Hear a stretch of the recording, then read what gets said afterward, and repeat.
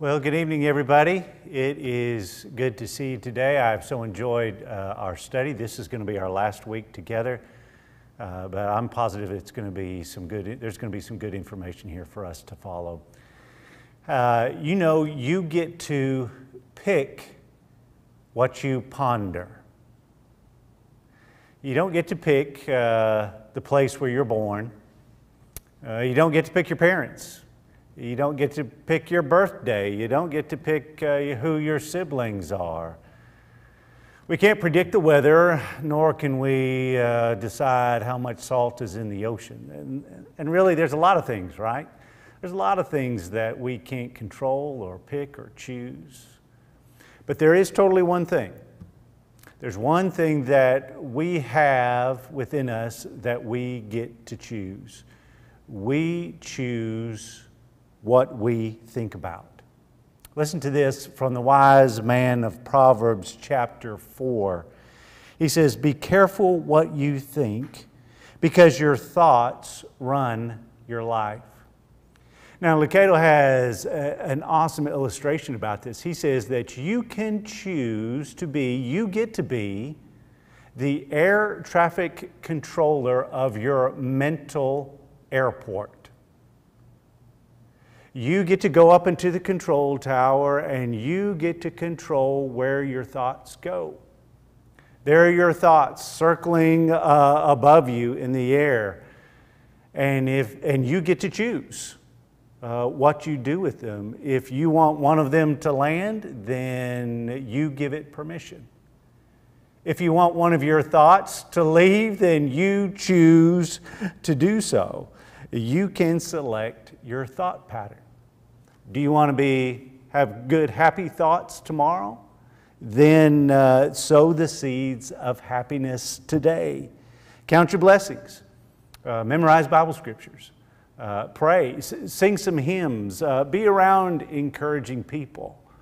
On the opposite side, if you want to be absolutely miserable tomorrow, then wallow in self-pity and guilt and worry and anxiety. Assume the worst. Beat yourself up. Repeat and rehearse your regrets. Complain to complainers. But here's the truth, gang. Here it is. Your thoughts have consequences. Your thoughts have consequences. So the natural conclusion is that healing from anxiety requires healthy thinking. Now think about that for just a moment.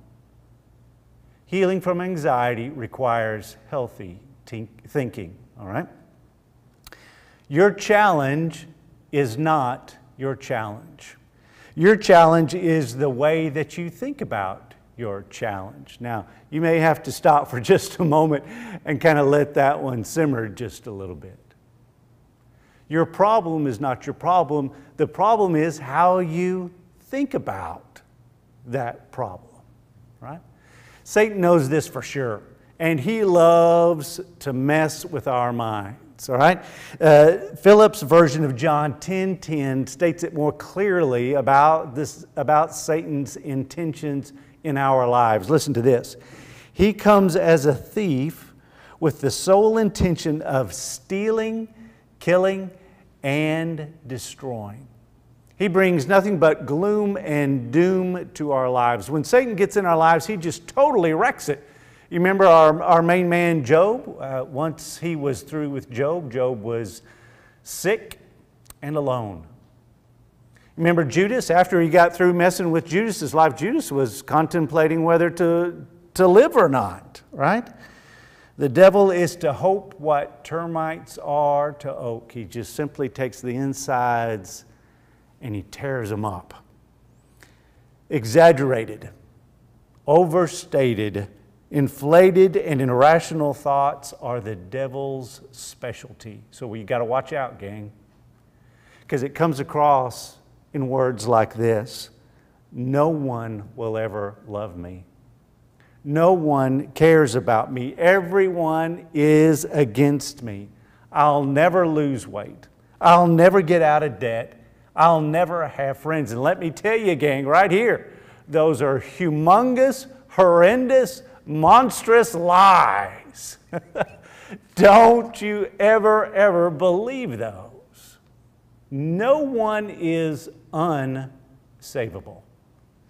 No one is irredeemable. No one's fate is sealed. No one is unlovable. But Satan wants you to think that we are. He is the master of deceit, but he is not the master of your mind. You've got a weapon that can defeat everything that he brings to you. You've got God. You've got God, and with him, you can defeat anxiety. So our passage for today is Philippians chapter 4, verse 8. I'm going to read out of the New Living Translation. I think it adds a couple of extra things, and it simply says this. Philippians chapter 4, verse 8. So fix your thought on what is true and honorable and right and pure and lovely and admirable. Think about things that are excellent and worthy of praise. Now this word fix has its root in the English word logic. So this is kind of Paul's point. Anxiety is best faced with clear-headed, logical thinking. Now ponder on that for just a moment then. Clear-headed, logical thinking. So gang, we need to think about what we think about. All right? It goes something like this. So you receive a call from the doctor's office. The doctor has reviewed your test and he would like you to come in for a consultation. Bum, bum, bum. You've got a choice. Anxiety or trust. Anxiety says, oh boy, I'm in trouble. Why does God let bad things happen to me? Am I being punished? I must have done something wrong. These things always seem to happen to me. My family has got a tradition of tragedy, and it's simply my turn. Maybe I've got cancer. Maybe I've got arthritis. Maybe I've got jaundice. My eyes have been blurry lately. Maybe I'm going blind. Maybe this is a brain tumor. Who will raise my kids? Who's going to pay for all my medical bills? I'm too young for this. No one really understands me. No one can help me. That's what anxiety says. And if you weren't a wreck already, you're going to end up being one by the time you get to the doctor's office. Proverbs chapter 12, verse 25 says this. Anxiety weighs down the human heart, but there is a better way. Before you call your mom, before you call your spouse or a friend or a neighbor, talk to God. Invite Him to speak to the problem. And it might sound something like this, all right, gang? Jesus, there is a very anxious and negative thought worming its way into my brain. Is this from you? And Jesus responds. Now you got to remember that Jesus only speaks truth. And so when Jesus responds, He says, absolutely not. Get that thing out of here. That thing is from Satan. And so as the discerning, sober-minded air traffic controller of your thoughts, you decide you're going to kick that thought out and you're not going to give it the time of day.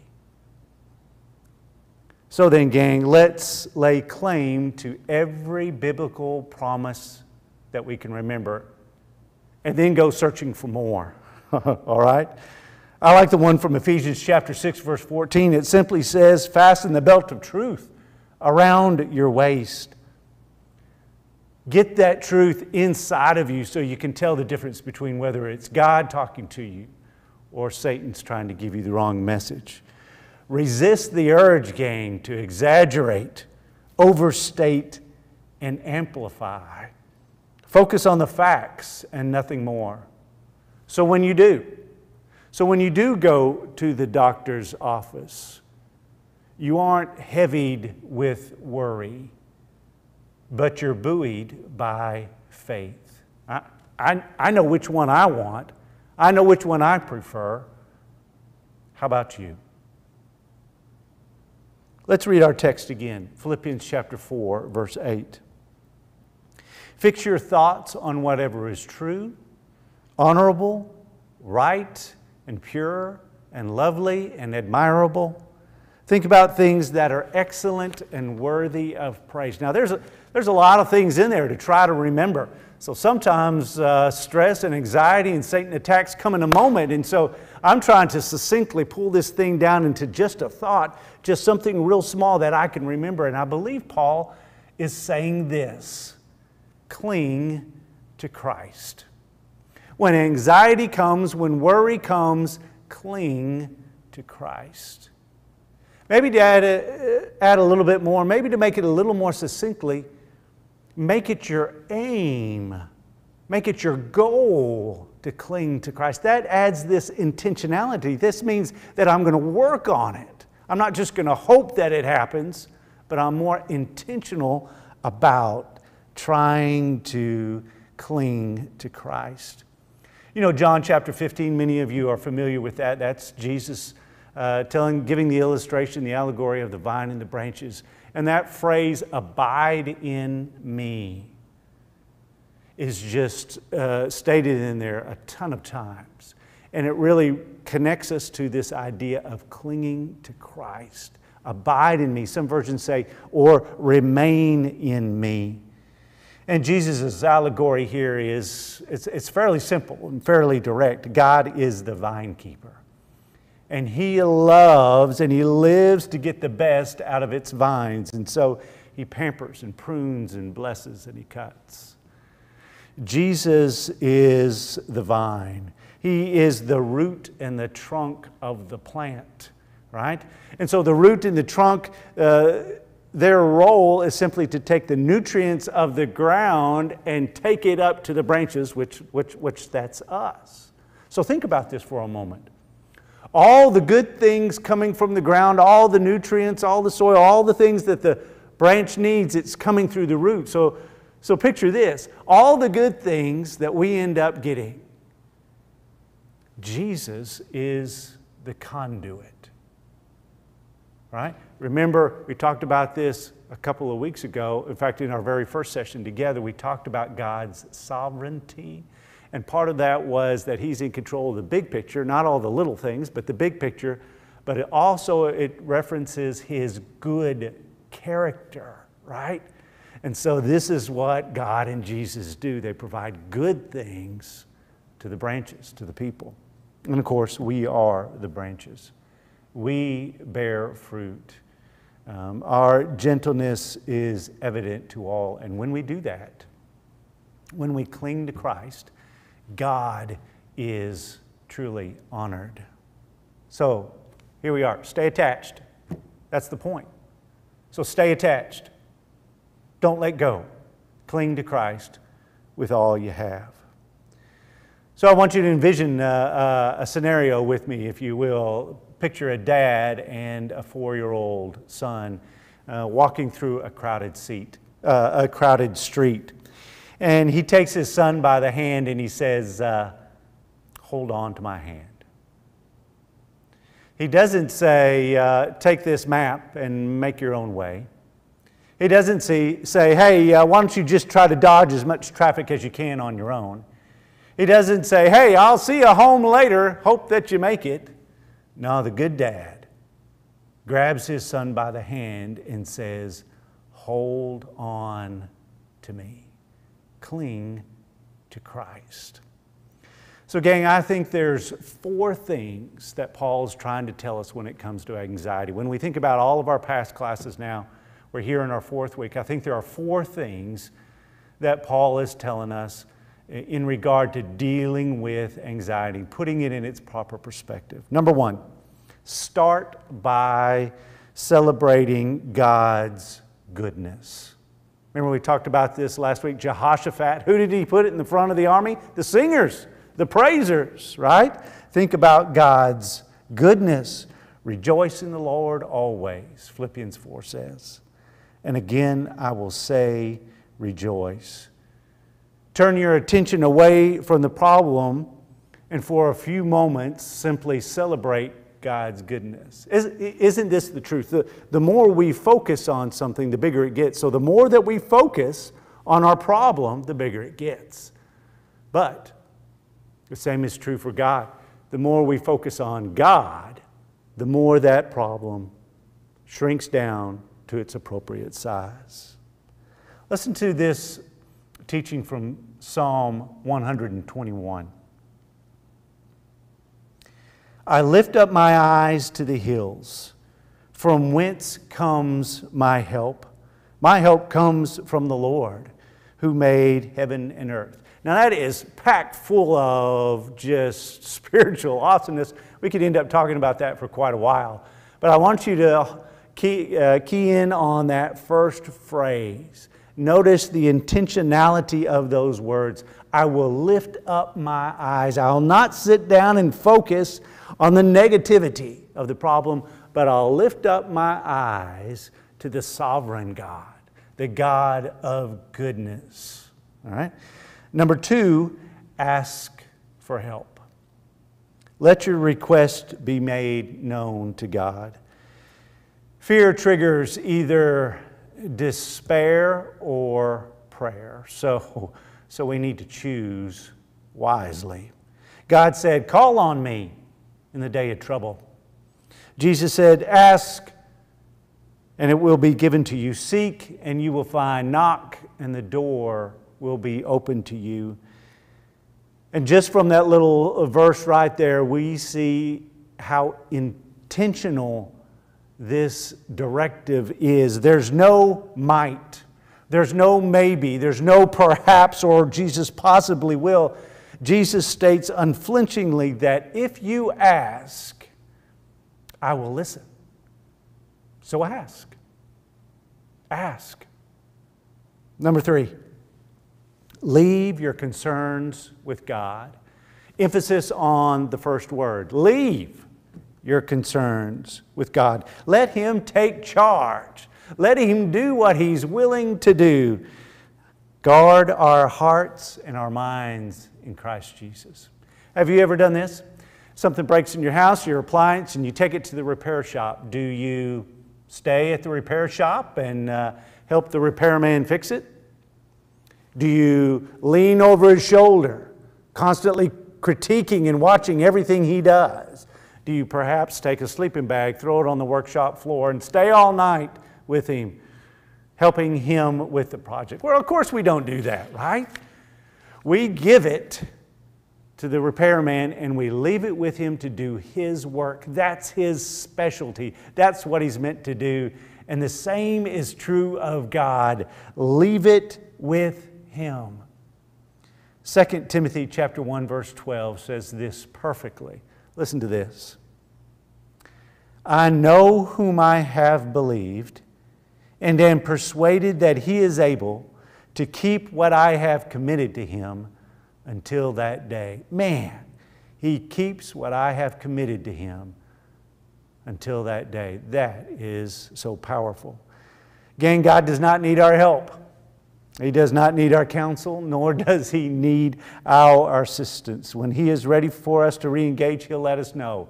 So until then, replace anxious thoughts with grateful ones.